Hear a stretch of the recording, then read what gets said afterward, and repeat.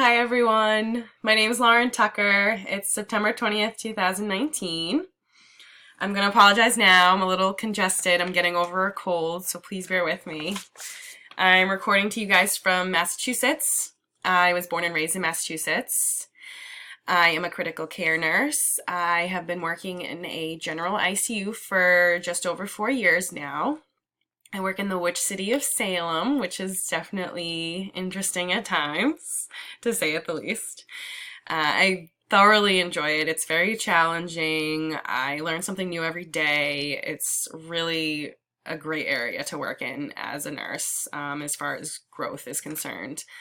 I plan on applying to nurse anesthesia programs next spring, and UNE's program is one of them. One of their requirements is biochemistry, medical biochemistry, so that's why I'm taking this course. I'm a huge science nerd, so definitely excited to be taking this course. I am a little nervous as well. I've been out of school for 6 years now, so this will definitely be challenging for me. For my hobbies, I like to do spin, I like to cook, I like to read.